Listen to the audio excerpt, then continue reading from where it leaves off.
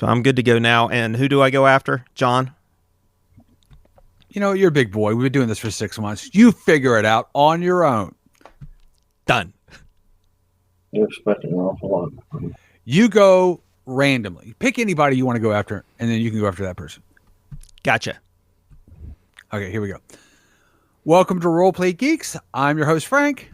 I'm Jim. This is your token hippie, John. And I'm Jim again.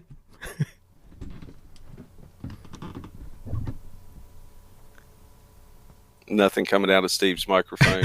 And Stephen is... He had a real cool rebuke there going on and, silence. Well, the awesome thing is my rebuke is also locally recorded. So you can put that in. See? Ta-da! I ain't doing it. And this is Steve-O, a.k.a. the other Steve. And this week, we're going to talk about tactics within gaming, which should be a pretty interesting discussion. But before we get started with that, a quick word from our sponsor, Eucalyptus. All right. Before we start talking about our topic a little bit in depth, I want to cover a couple items that I ran across this week in my perusals around the internet. The first of which is, we've mentioned this game a couple times, and I was very surprised that it exists, but there's actually a new version of Top Secret out. Did you guys know this? I did not know that.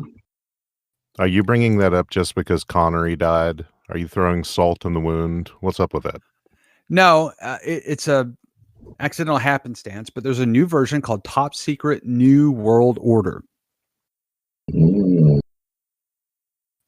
And there's a couple of really interesting details about this. It's actually been out for, I guess, a few months now, but the things that I thought really fascinating about it is that, one, it's put out by TSR Games. Not Wizards of the Coast. I didn't know TSR was still around. That was the first interesting bit for me, that there was a TSR Games in existence at all. And nearest I can work out, it's the only game that they have out right now is this new version of Top Secret. It's put out by, I'm not going to be able to say his last name right, but Merle M. Rasmussen, I think is how you say his name. I could be so wrong on that. It's not even Did funny. you say Moosen? It's Mussen. So I'm going to spell it Moosen. Musen.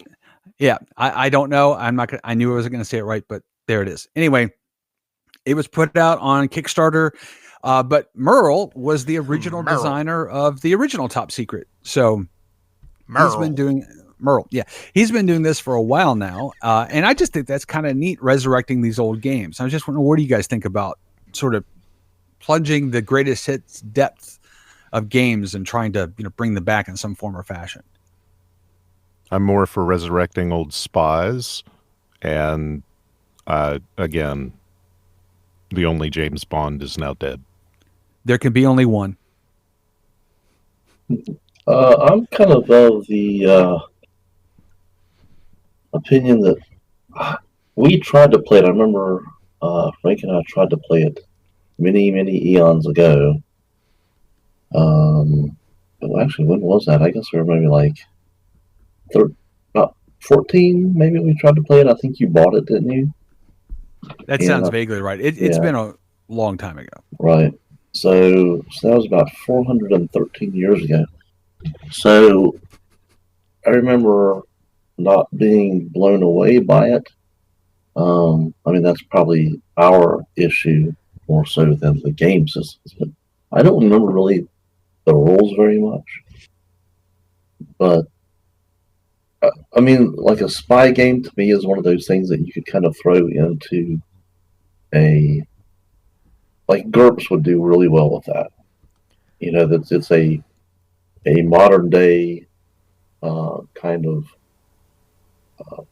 adventure. You could, you don't really need anything too crazy. You don't need spells, so you don't need a good system for how to handle spells and everything else, or generally how to do swordplay. I'm not saying that you can't do swordplay, but generally you're not. It's mainly going to be you've got your water and you're shooting people up, and maybe a couple punches here and there. So I think your first question the game reboots, I mean, I'm totally fine with it. I mean, obviously Hollywood's been doing these reboots for quite a number of years now, and they bring in fans that like the original. So I'm assuming that's the same reason we reboot games, is to oh yeah, I remember that game. Yeah, and then maybe the original's not around anymore. I mean, most likely a PDF may be available on, say, Drive-Through RPG, but if you really like me, I like the actual physical copies of the rules. But as far as a spy game, I actually think we played Top Secret back in the day, and it can actually be a lot of fun. I think it's just like any other game system. It depends on how you run it. I mean, one nice thing, it's easy to make your missions because your group is already a group of spies, right? So, you're at headquarters, and whatever your equivalent of M is, you just show up and say, here's your mission, and you go do it. So it makes it easy to make adventures. At the end, everybody gathers back up at headquarters, and then you just wait for the next mission. So I always liked the old Top Secret. We didn't play it a ton, but it was okay. I'm just of all the games, this is what just astounds me, is that of all the possible games and genres you could have picked, why did a moose pick Top Secret, like a secret agent thing? You're just way off base, man. It's a moose. Why can't a moose be a spy? Actually, they'd be a great spy. The antlers. They seriously, Moosist. You can't get through the doors because of the you can't sneak around. Okay, so the game is out there if you want to buy it, but I think one of the more interesting things is that you can get it for free off of the PDF version, off of Drive-Through RPG. So if you're interested in it, go check it out on that system. The thing that I most remember about the game was it had a lot of mechanics of, add this and minus that depending on cover or whatever it may be, and it took a lot of work to get those numbers.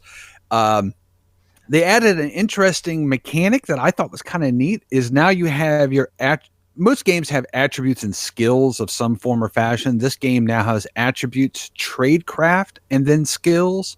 So there's sort of an area, like whether you're Q or you're field operative or whatever it may be, that would be your tradecraft. And those three things kind of combine together. I thought that was kind of nifty, but I would suggest anyone who's interested in doing a spy game, it's sort of the original spy game. So go check it out.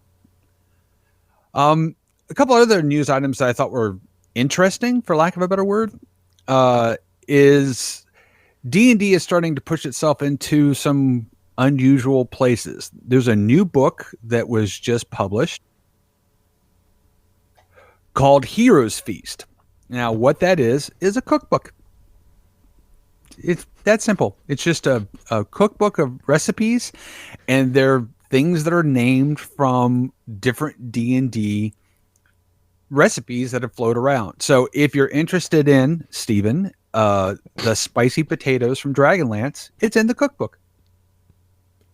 I was going to say, well, it won't be complete unless it's leaves from the Inn of the Last Home and the spicy potatoes. And there's a whole section on there from Leaves of the Last Home in there and different recipes they have. It's kind of a geeky schmaltzy thing, but it's different, not necessarily related to role playing per se. Yeah, do the ingredients include things like botulism and parasites? Well, it's fantasy, so I'm guessing it's Hey, if it's fantasy, it may be even better for parasites. It'd be some kind of magical parasite. Makes you lose your mind or attack your friends. Who knows? That's a misconception about the botulism and the infections and the parasites, being that other cultures used pickling, fermenting, and salting to preserve their foods. I knew you were going to bring your pickles into this. Thanks for clearing that up for us, Stephen. You're welcome. But So- is there some sort of confusion that other cultures didn't preserve their food? Well, they're talking about sickness and botulism because it's old food recipes, old-timey, fantasy, low technology, and I'm correcting that. So the All right. thing I think it's divided into different subsections. It actually has some interesting world-based lore in it. So if you're really into being a completist, learning everything you can about Forgotten Realms or Dragonlance or whatever it may be, you might want to pick up a copy. I think it's in stores now. So if you're interested, check out Uncommon Cuisine. Another thing that came out in the news about D&D, and I'm excited and hesitant about it, is apparently they're kicking around a couple live action TV shows based upon Dungeons and Dragons. Like they'll what? no doubt suck. What? Or at the end of every scene, are they going to go, it's Tiamat? Just remember that. It's Dungeon Master. Do you remember the cartoon? Oh, yeah. Yeah, I think that, on the one hand, this has a lot of potential if you think about the media that's being put out now. I mean, Game of Thrones took the world by storm, so you can certainly understand why this is a intellectual property that people are going to want to tap into at a heavy level. So it could be good. Counterpoint, the D&D movies. Those were awesome. Come on. They were awesome. I mean, for how horrible they were. They had Jeremy Irons in that first one. Wow. I'm one of the few people that doesn't hate the first movie because I don't hate it, actually. I thought it was fun, to tell the truth. I felt like it was a great reproduction of, an average 13-year-old's D&D game. And I think that's very valid. And that's what it made me think of. So I didn't hate it as much as everyone else. I'm not saying it's a good movie. I don't want to suggest that. It's just, as a D&D movie, it probably was fairly accurate for, what it was depicting. Jeremy Irons took $10 and all the liquor he could drink for that role. Well, And it just it still depends. wasn't enough. Well, I it clearly was a lot of liquor. So I just think it depends on how they handle it. I mean, if they make it like a lot of things these days, they make it D&D, but it's really a bunch of early 20-somethings that are dealing with personal problems like Dawson's Creek while they're also, out exploring caves. Then just depends on how they go about it. I will not be a fan.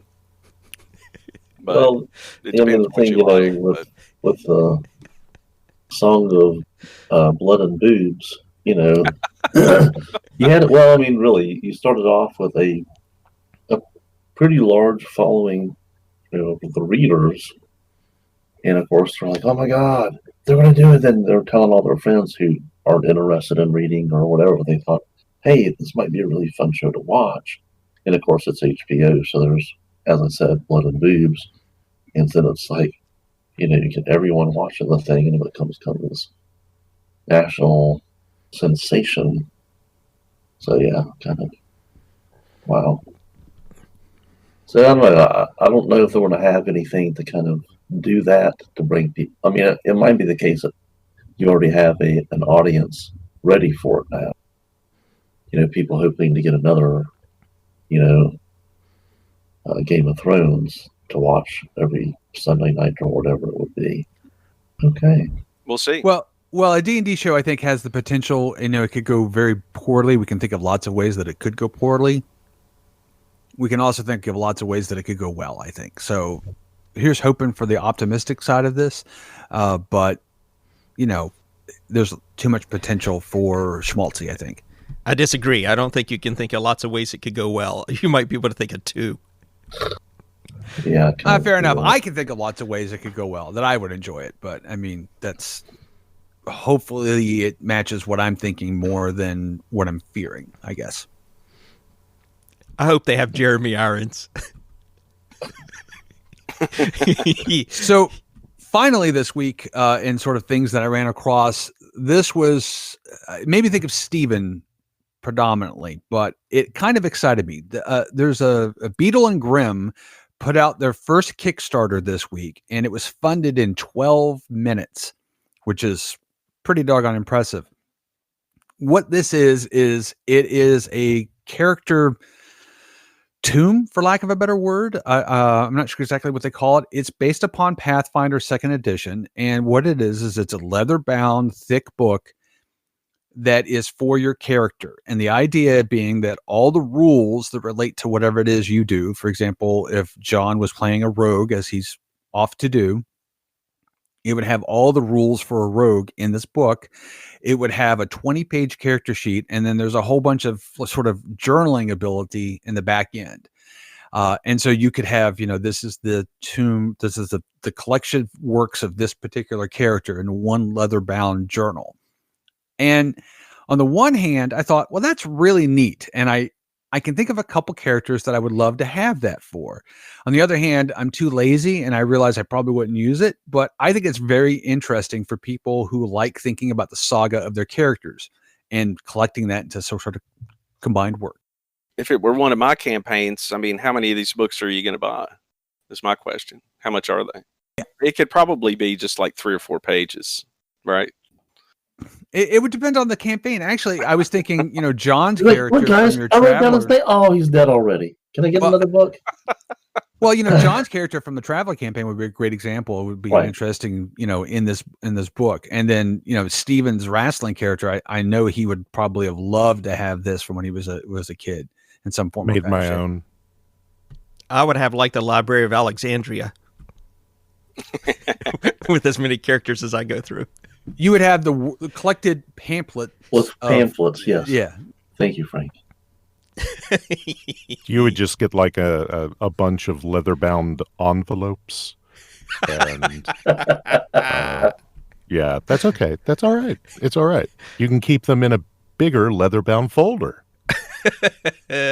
Well, so speaking of that, the Kickstarter does feature the ability to buy a book for your particular class. There's, I guess, a collected thing that has a whole party that could buy it sort of as a group. And then there's extension things that got funded. There's cards. So I'm assuming they have the rule sets or whatever it may be on the cards. And there's a set of dice. And there is a leather folder that you can get to hold all that together, which, as nerdy accessories go, it doesn't get much nerdier than that. But I think it appeals to my love of the hobby and my interest in the stories that we tell and being able to commiserate that with a physical item. So I thought it was kind of neat. Okay. Clearly nobody else cared. I genuinely thought Stephen would have more to say about this. I used to go whenever I would create a new character, and I would copy and paste the digital information for that character into a larger file. And downstairs I have folders, and in a couple of those folders I've got the printouts that I did for the character, plus map pages, plus note pages. So I've constructed that kind of thing on my own for characters so that I would have the information handy, which is what I really started doing when 3rd edition came about. And then when Pathfinder came about, it became so tedious to do it myself. That's when I invested in an application on the computer. But you got to admit, there's something romantic about the leather-bound journal, as opposed to a file on a hard drive. Absolutely. But then again, high unemployment rates and pandemic time, so it's not something that maybe the average gamer is going to invest in. However, obviously, there are a ton of people who have invested in this, which I think is awesome. They have a fantastic idea, and I'm glad people are investing in it.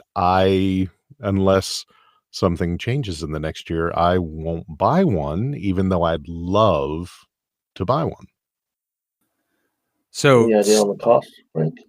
I don't remember off the Kickstarter. I could look at the link, but you can check it out. I want to say, they're not cheap. They're leather-bound journal. They're, hardback. I'm like $20, $30. I'm guessing a thing. I'm just guessing, really. I know that the entire party was $150. I don't know why my brain remembered that bit, but What was the company that put that out? the name, it's Beetle and Grimm. So, and it's also for Pathfinder. So if you play a different 2nd edition, so if you play a different, game, obviously this won't really work for you, but, it's kind of a neat thing. And like Steven said, it's funded in 12 minutes. So clearly other people agree that there's something to this. Okay. So let's move on to the main topic, which is tactics in gaming. Now, I think a large part of the reason we came up with this topic is that we've referenced it a few times, is the game that we're playing in D&D with Andrew is very tactically based by and large. So we have to use tactics a whole lot in our sort of movements through the game system. Now, D&D started as a tactical game. That's its roots. So there's a lot of tactical elements built into D&D. And additionally, the sort of focus on the tabletop sort of leads us to tactical ways of thinking.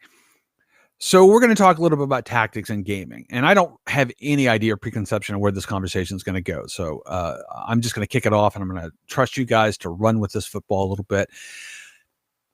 What, broadly speaking, do you think in gaming terms is the difference between tactics and strategy? Do we really have strategy within role-playing games? Do we? Like our group? I would say both answers to that question. Do we as a hobby, and do we, our group? As a group strategy, no, we've never displayed any ability to work together as a group. Well, isn't that tactics, not strategy? Okay, let's define those two things. What's tactics, what's strategy, based on your interpretation? Which might be the same as the Webster's Dictionary interpretation. Yeah, I don't have a good definition. I was kind of hoping that one of you guys would kick in with sort of discussing that around, because otherwise this is going to be a monologue about me, from me talking about tactics. Steven, what do you got? So strategy is kind of the plan of action, I would say. And then tactics is a little more micro. So it's the actions that you take within that strategy. So in war, you can have an overall battlefield strategy that uses different tactics while on the battlefield to affect the combat. So flanking or a wedge formation or something like that. And then the modifications that you use. Oh, I've got to make sure that my archers fall back because they're getting too close to the line. That's a tactical move, but it still fits in with the overall strategy of the battle. Yeah, I feel like when I'm playing with you guys, I'm playing I'm playing 5 different games of chess. Where everybody is on a different narcotic or drug or something. So there's only 3 pieces. Well, yeah, maybe with more like 20 pieces, but none of them working in concert with one another and changing their minds constantly. So there aren't a lot of tactics going on in our games, or maybe too many. Okay, let's not talk about us then. So maybe we can't say much about tactics for us because we don't do it. But let's talk. What should we be doing then? So if we were doing it well, what would that look like? Well, I mean, generally, the idea would be to go ahead and come up with a plan every time we had some sort of combat. But the problem is we're murder hobos. We see somebody, we just start killing them usually. And then everyone's like, oh, we're doing this? All right, here we go. And everyone rushes in. I think that's where we kind of mess up. I mean, what we should be doing is, it's like, oh, we're going to do this and try and plan out our strategy of what to do, how to do it, who does what. And then, the tactics involved should be kind of self-evident for characters. Well, not like, for example, my rogue, since I have the whole, stabby, I always try to get around other characters so that I can get that advantage so I can use my sneak attack. That's a huge deal. That's my tactic. And it's my main one. That's kind of it. So the problem is not everyone is thinking the same way or is trying to do something else. And so we kind of lose that cohesiveness whenever we've played. So, well, I would say that through the years we've been playing, our games, mostly Traveler, but a few others here and there. We really haven't thought in tactically at all because we don't use miniatures. I mean, typically we're theater of the mind, and we all of us envision a thing and go with whatever the game master says. I'm going to dive behind covers. There cover there, yeah. There's some barrels over there. We don't have everything drawn out. We've never used maps for many years, and I think the idea of tactics, where all this stuff has come in lately, is that we are using Fantasy Grounds with Andrew's Dungeons and Dragons campaign, where we're actually moving our chits, our tokens around on the board, and then the enemy are reacting to that, or we're reacting to the way the enemy moves, and where there's a lot more focus on the tactical parts, sort of like a war game that we used to play back in the day.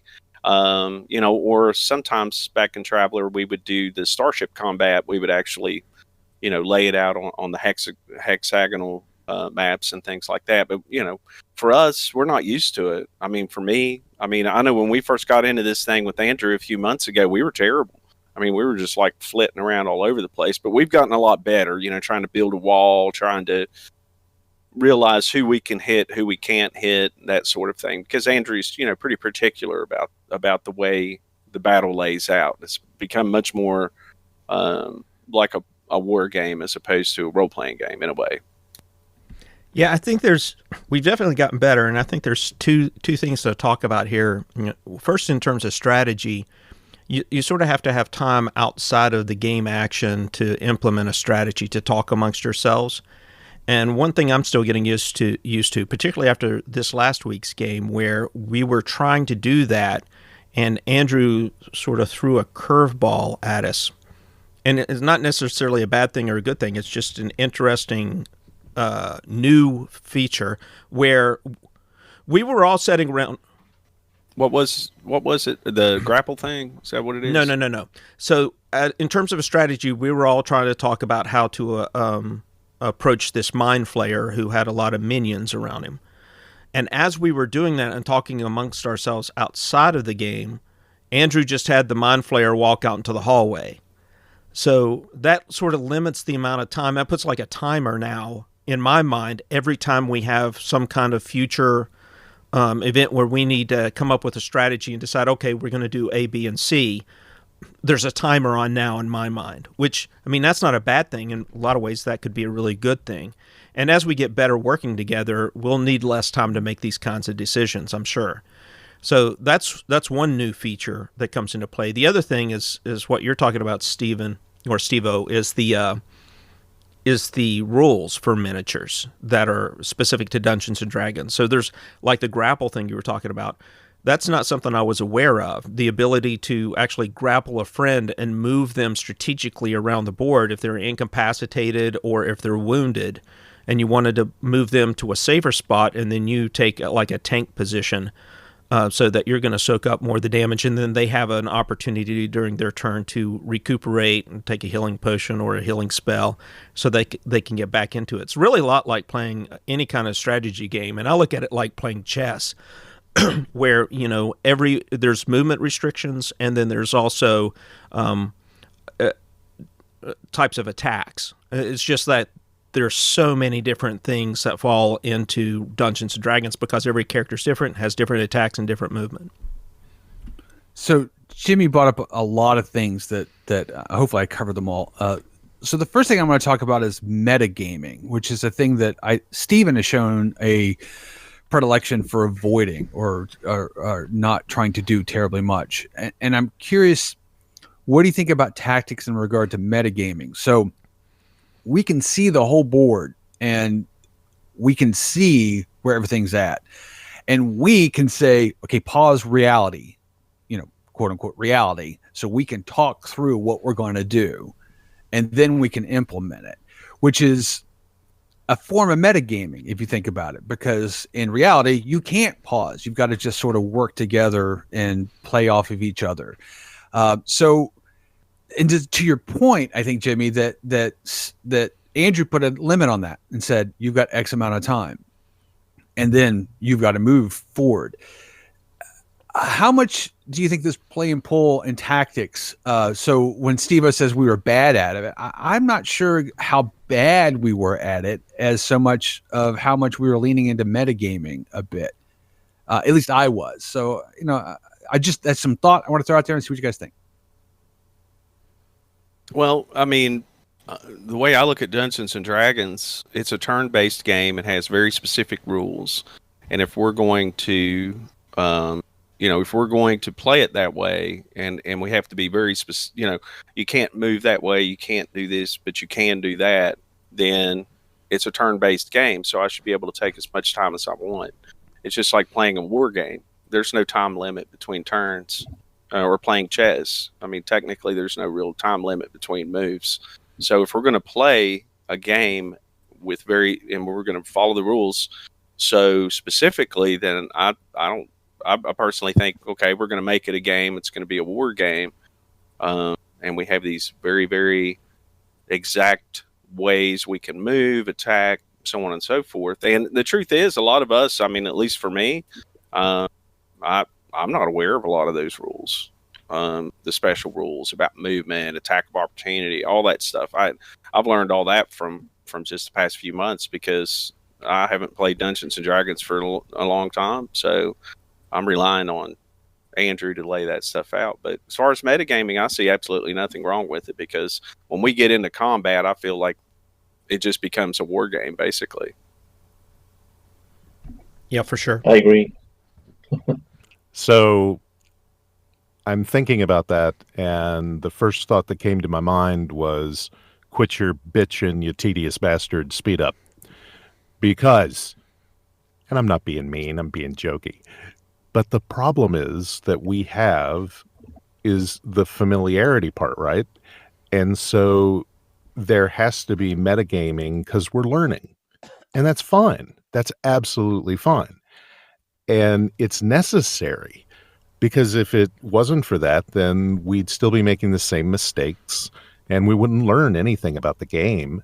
So even though it's a turn-based game, you have to have within the party and within the group, between the GM and the players, the ability to have those learning moments and that discussion. But there's a line in my mind between that kind of conversation with that purpose and taking one player's turn to figure out everyone's particular movement and interaction within a battle. And so there's a level of metagaming for familiarity and for enjoying the game and learning the game. But then there's an element of metagaming where you've taken it too far. And so you may notice when I play, I usually hold your action. That's true. I hold my action, and I like to see what's going on with everyone else in the battle if they are further in front. If I can't get up there, I hold my action and I wait. And I try not to talk about my potential actions on someone else's turn. Now, there's one thing that I've kind of adopted over the years, and that is I expect that when someone is on their turn, they have at least a little bit of an opportunity to speak to the rest of the group. While they're doing their action, they can call things out, they can yell, and that way... So you mean the characters as opposed to the players, just to clarify. Yes, okay. Yes. So I try not to, as a player, make those comments and those conversations outside of my own turn. But that's different because I'm a little more familiar with the interactions of the particular game. So, I mean, think about it as far as working our overall strategy. We as a group are opposed to the game master. Okay, his strategy is going to be unified. Okay, because he's controlling all of the other characters. So, he in his mind, he's thinking, okay, I'll have the magic user do this, and this guy move up and do this, and this guy do that, do all these things. So he's already worked that strategy because they're not going to have any confusion unless he plays that into the game, which I have yet to see. So in a combat, I mean, again, I think we should all be allowed to come up with a unified strategy to combat these things, because we are combating an opponent with a unified strategy already. I mean, for instance, if we're all of us, if we don't talk about what we're going to do, we may all do things that counteract each other. Or, oh, I wish I hadn't done that. If I knew you're going to do this, if I knew you were going to move up there, I wouldn't have cast the, what is it, Cloud of Blades or whatever, Cloud of Daggers, things like that. We need to discuss those things, and I know in a game sense, it's like, well, he didn't know he was going to cast it, but we're playing against a game master that all of his strategy is going to be unified. He's not going to have something move into a Cloud of Daggers because he's already planned all that. See what I mean? Yeah, I agree with you there. I mean, plus the other aspect of this is that feasibly, we as a gaming group, or as our characters, should know each other and have battled with each other before, unless of course we all got introduced at the very beginning of the adventure, like, met in an inn as the traditional way. Right, exactly. So feasibly, we should have been this party that's been working together. We should kind of know how everyone acts. So I think having that ability to kind of get a feel for, who does what and how we're doing some things, we need more time. But that's actually the biggest issue. For one thing, we have not played, as Steve said earlier, we have always done theater of the mind. We've never really done much, hex or square gaming with miniatures or tokens or whatever else. I mean, we have at times, but we just usually get an idea of general battlefield area, not so much of like, oh, you're 3 inches away, so you can't attack, kind of deal. Are you close enough to attack? Sure. That's the way we've always played it. So we didn't really do anything tactically. I remember Andrew saying how horrible we were at tactics and stuff. And it's like, yeah, because we don't play it. We never do. And actually, I personally feel that the way they do some of the tactics, mostly about the attack of opportunity in D&D, is horrible. It doesn't make sense. But anyway, that's beside the point. So. Yeah, I think a lot of it for us, having been mostly theater of the mind, is we're still learning how to play the tabletop stuff, and Andrew's been really good about easing us into that. Like the grapple rule was something that he explained to us and introduced, and I don't remember him doing it previously in any of the initial games. So as we're getting more sophisticated and working better together, and we encounter these new locations where the strategy has to change based on the narrow openings or wide open spaces, those things are being introduced to us as we go along, and we're getting better as we go along. And Andrew's been really good about getting us there. The really interesting thing I'm seeing, though, is that there's still, with some of us more than others, like for me, it was really easy to go to the tabletop board game because I like things like chess and Go. At least that's my perception of it. I could be wrong.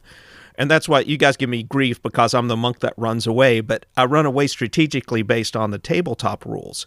Now, I necessarily wouldn't play that way if it was just theater of the mind. So I'm more interested in how everybody is approaching the game, where it's more advantageous from a tabletop rules perspective to move away or retreat or do something that you normally wouldn't do if we're just playing purely theater of the mind. I'm just curious how everybody feels about that, and if they're still playing theater of the mind style versus leaning into the I personally find the rules stuff to be constraining to the point of making it slightly unfun, or closer to unfun than not.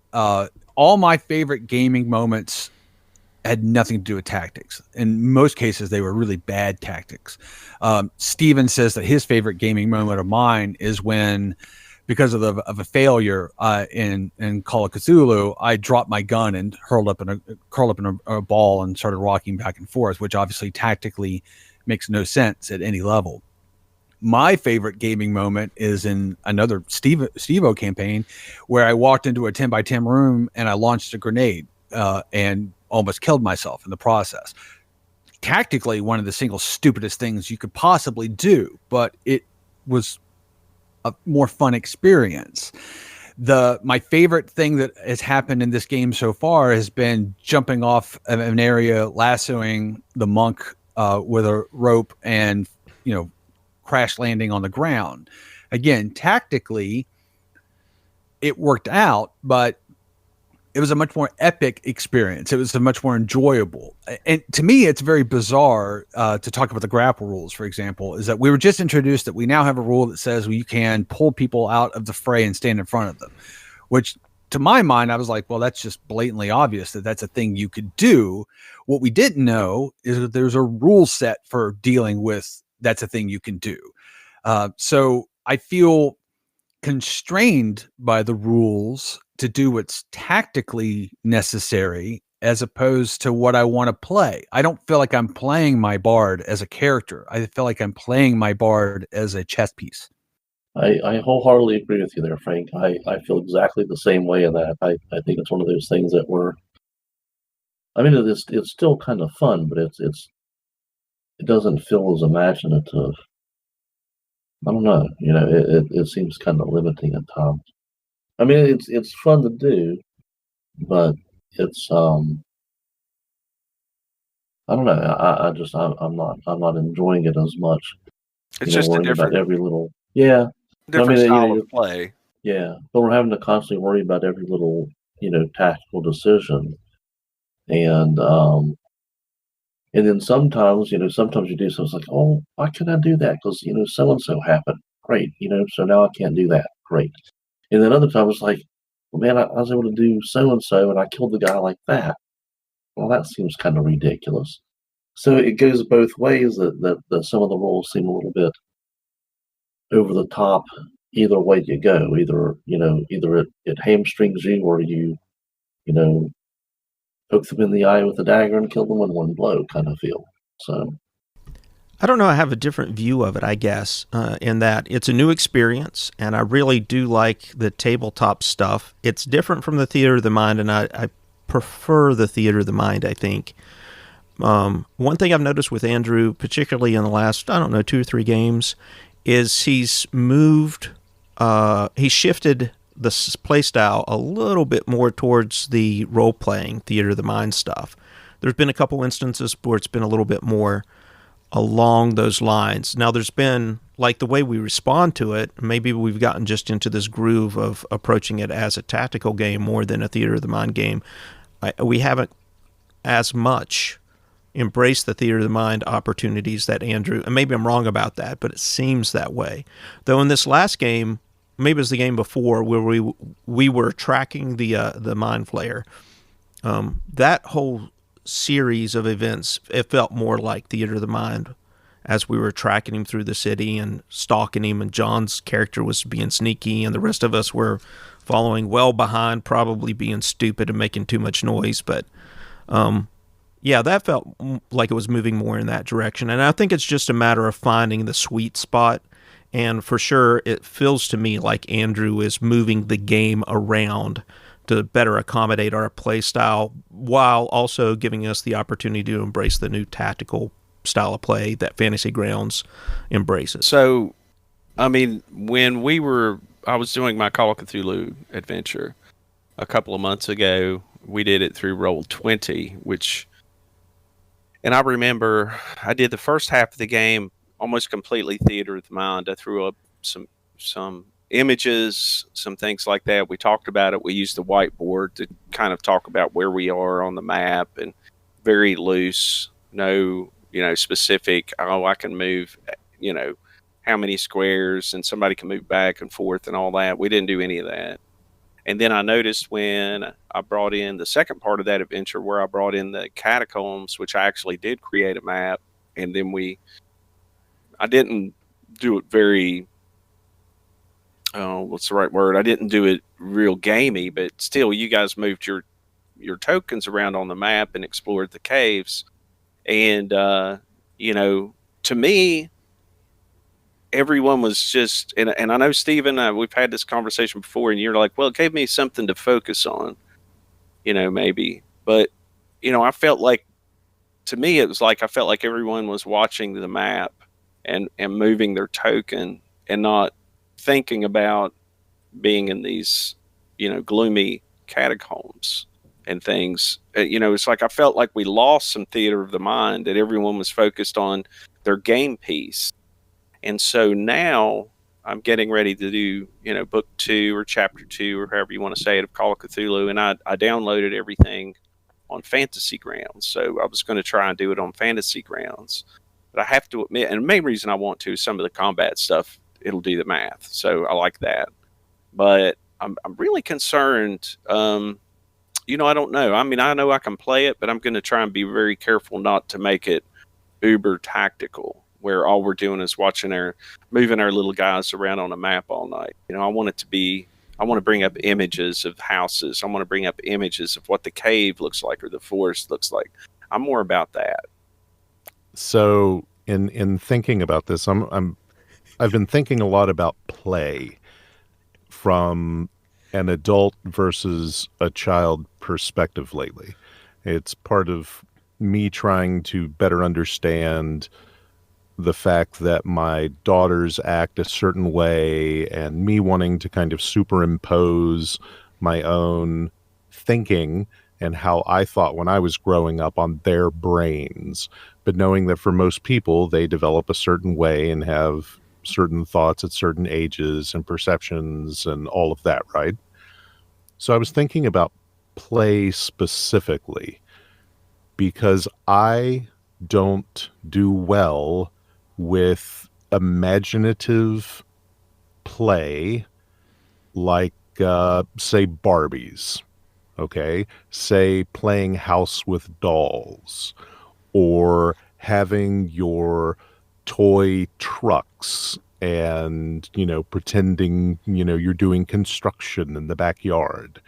So all of the toys that I had growing up that I loved the most were toys that I could modify or that had an interactive quality for me that allowed them to either be a representation of something that was concrete, a concrete representation of something that I thought was cool or interesting, but I didn't interact. My toys didn't interact. I didn't play that way. So I had Shogun Warriors. I had these, 2-foot tall vinyl, awesome robots. We're going somewhere with this? Yes, absolutely. I had one of those. Which one did you have? I had the guy that had the little red spaceship that came out on top of his head. Mazinga. Okay, if you say so. I think I still have it somewhere down at my mom's. They had two versions. Little kids still love to play with those, because they're so big. Oh yeah, I've got Dragon and Godzilla in Piper's room. She uses them as the parents of her Nutcracker collection. And that, folks, is how you get a derailment. No, it's not a derailment at all, because she uses those two toys that I played with for a decade. But I played with them singularly. I looked at them. They didn't interact. I didn't have battles or anything like that. Some days I'd just sit and I'd just hold a toy or stare at it. But other people have this interaction in their heads that's very different. So for me, playing a tabletop version of a role-playing game and having a concrete physical thing that I can manipulate and I can envision that one thing singularly within the game helps me focus. So for you guys, that's not really a thing. You don't need that, and it doesn't really do it for you, and it gets in the way of your creativity.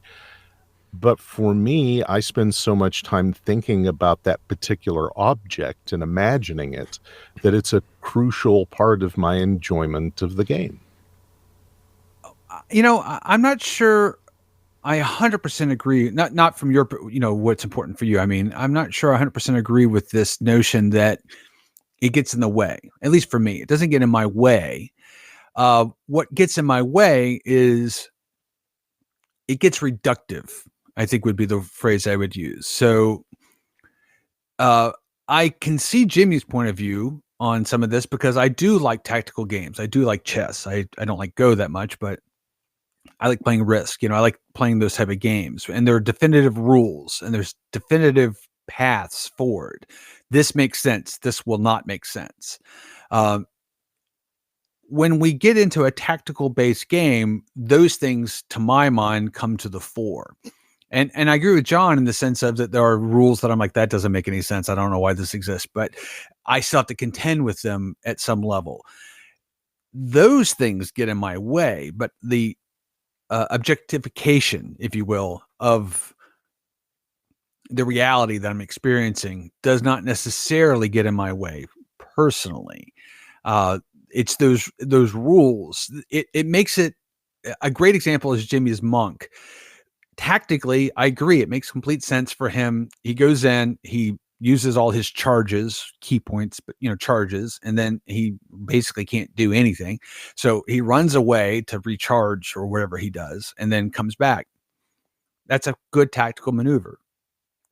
From a personal standpoint, I've got a team member that runs away all the time.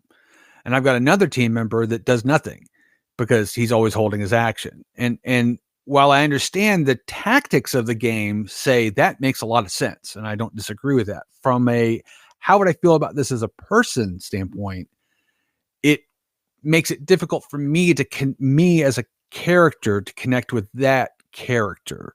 And that's where I get hung up, not the objectification bit. So part of that is this cluster of rules and regulations and how things interact together. And so that whole trail of things that has to be carried along with your character in order for your character to interact in the game appropriately for the system and the type of game that you're playing. All of those things that you're saying isn't the objectification of the singular point. For me, that's all the singular point because that's its DNA. And the example in real life in different play that I'll use are Legos. So when the girls asked me to build them a spaceship when they were 5 and 3, and I built them a miniature battle star, I used all the rules that I knew about how battle stars were designed to design a Lego piece. And then they wanted another one, so I designed another one based on that. So I designed these little things that adhered to the strictures of the format in which I wanted to build, and I carried those along with me. So anytime I play a game like that, all of that soup is in my mind as well, and it all lives within that point of reference in the game for me. Yeah, so I think really it's finding that sweet spot for me that I think maybe for all of us where we can find that really cool balance between like the strategy game and the theater of the mind. And there's like a lot of opportunities to do that because while you have a lot of hard rules for some of the tactics, there's also a lot of gray space or a lot of open areas for you to experiment and play around with that aren't part of like the hard tactics. Like I imagine terrain, for example.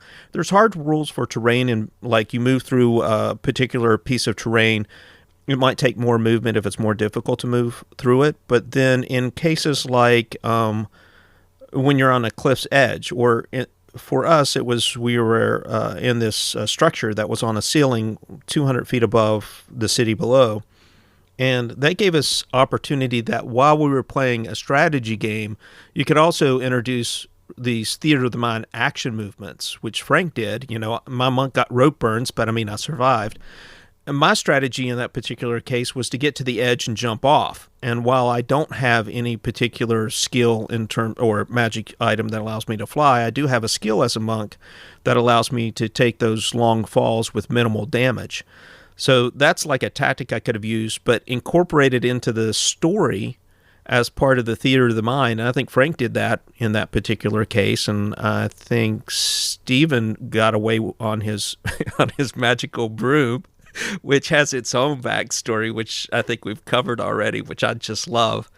So it's fun. It's marrying those two things, right? Putting the putting the tactics and the theater of the mind together. And we're getting closer there, I think, with little increments, little jumps, little steps, whatever.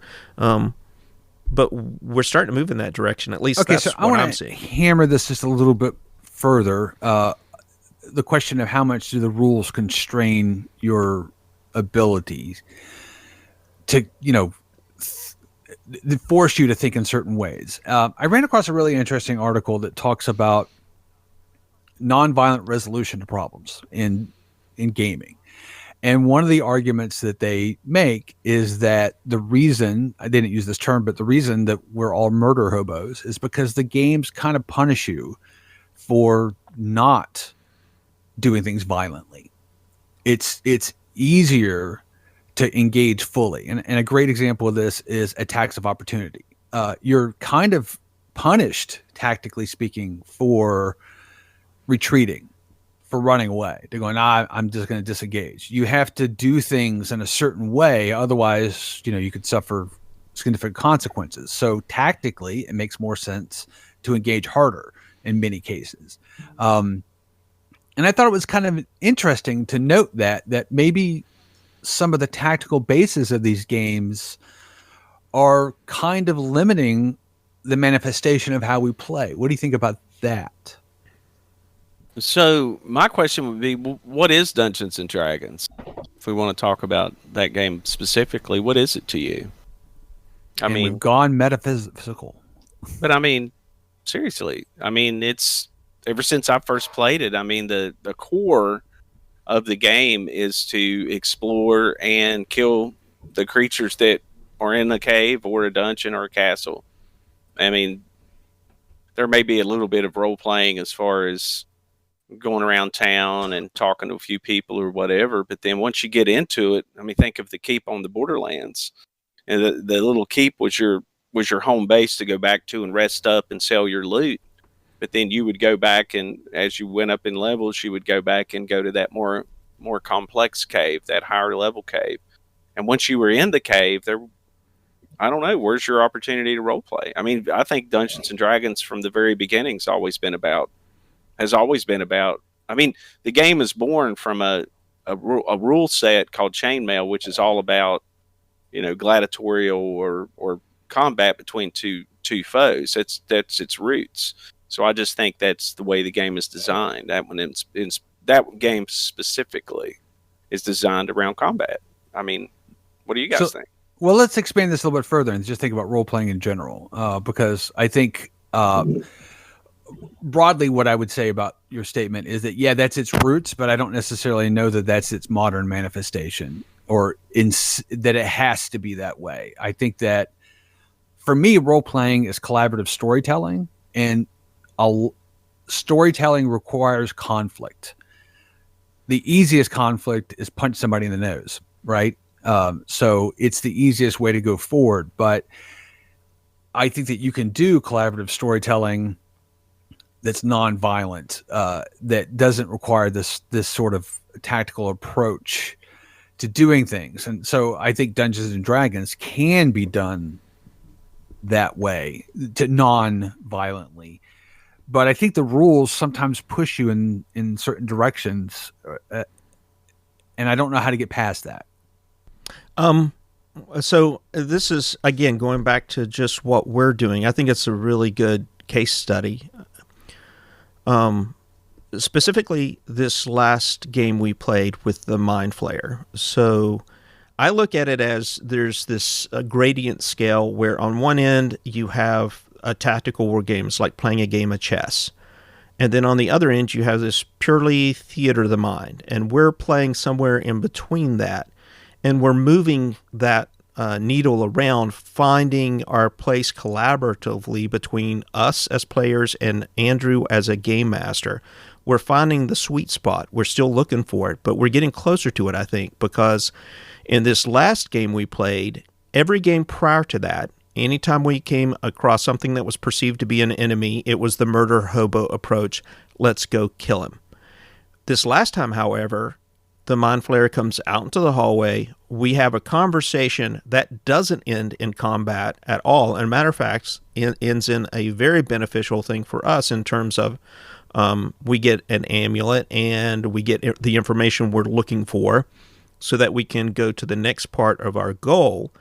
And also, it gives us an additional opportunity for exploring moral choices because, spoiler alert, I don't know how much of this is in other people's games of the Yawning Portal, but we then go and find the group of citizens who have lost one of their neighbors to this mind flayer, and we choose not to reveal where the mind flayer is and that he was the one that indeed killed their neighbor and other people in the neighborhood. So we make a moral choice there, and we had all these opportunities that moved us closer, that moved the needle back away from the tactical side to the role-playing side. So I think for Dungeons and Dragons, you play in the middle there, and if you have a good game master who's responsive, and you have players who are comfortable with articulating what they do like and what they don't like, you can find that really beautiful, sweet spot in the middle that accommodates everybody to a sufficient degree. As you were describing that, I was thinking about the difference between tactical and theater of the mind. And for some people, I believe, who play role-playing games that don't rely on roles at all, that theater of the mind doesn't mean that there's not conflict. Theater of the mind does not mean that there's not battles and murder and, combat. It doesn't mean that at all. It means, in my opinion, that within the confines of that particular style of play, that the rules and expectations for your character's actions are squishier, that you don't have as many strictures, that you imagine how something might turn out, and you say, well, I'm going to do this and kick off this wall, and I'm going to daredevil somebody in the hallway, and that's how it's going to work out. And the dungeon master goes, well, okay, based on what your character can do and what these guys, sure, I'll allow it. So there is a kind of agency and freedom in a game that is more theater of the mind that we're talking about, I believe, that we're used to playing amongst ourselves, where we get leeway and we're not tethered by the same kind of rule structure. Yeah, back to Steve-O's point, I think the squishier games are all the other game systems I've ever played, and Dungeons and Dragons is unique. And I don't know why that is, but I think Steve-O's right. I think it's unique in the sense that it came out of tabletop wargaming, so that it has that element baked into it and infused in the whole system to a greater degree with more refined rules and a tendency for people to be able to play those dungeon crawl approaches, particularly since it's the first type of game you play when you're getting into role-playing game, or historically speaking, that's the game most people start with. So, and it's easier to ease into tabletop role-playing theater of the mind style, starting out with these concrete rules that are more tactical play because it's more familiar ground. It's more like a board game, like Monopoly or Risk or chess. You've got these strict rules that allow you to go and do the dungeon crawls. And then over time, you can ease more and more into that theater of the mind. And things like Call of Cthulhu, I can't imagine playing that as a tactical game. It's going to be interesting to see what Steve-O does on Fantasy Grounds. But I'm used to more of that theater of the mind with all the other gaming systems that we play. And, I think, too, it's just we're talking about what we like and what we are used to. Now, on the other side of the coin, another player who may look at one of our games as just being boring, because we don't have, a bunch of combat every night, and we don't set up the tactical war game and all that kind of stuff, and I mean, I think it's all in just what you like to do. I mean, you could certainly play Call of Cthulhu or Traveler or any of the other games that we play on a regular basis and make it a tactical game. In particular, Traveler has some very detailed miniatures rules for everything from starship combat to personal combat to, grav tanks to being a mercenary leader of a squad or a division or a battalion of troops. I mean, it has rules for all of that if that's the way you want to play it. We choose to play it in a different way, I think. I think that you're right. This game is very broad. This hobby is very broad, more broad, I should say. And you can play it the way you want to. And we have certainly gravitated towards doing it in certain ways. I think Steven's point is well taken that you can sort of approach it as to what can I do given the rules, and flip that around and say, I want to do this. Now, what rules apply? Which are sort of it's the same kind of thing. It's just approaching it from different directions. I can say that in the tactical sense, there are things that I think lend itself to sort of a min-max approach. I believe the party we have in Andrew's game is subpar. And I don't know that that is because of the players necessarily. It's just that I'm not sure that we wouldn't be better served by having a magic user instead of a monk. We wouldn't be better served by having a straight up fighter instead of a bard. We were better served by having a cleric instead of two paladins. There are roles and there are functions that need to be met or that lend themselves to the tactical questions as opposed to the story questions. I would submit that you would be better off with a one-legged blind wizard than with a monk. As long as they have fireball, that's all that matters. Yeah, I mean, or at least my I know monk. we all thought it was going to be a one-off. Whenever we first got into the game, we've talked about it on other episodes as well. All of us thought, okay, we're going to play this game with Andrew for a night or two to check out Fantasy Grounds so we could talk about it on the podcast. And then afterwards, he's like, hey, I've got Wednesday night free if you guys want to keep this going. And we all said, sure. But I think if we would have started this game from the onset of thinking it's going to be a continuing campaign, I'm quite certain I would have rolled up a completely different character. There's no doubt. Although I'm okay with my cleric now because the group needs it. But,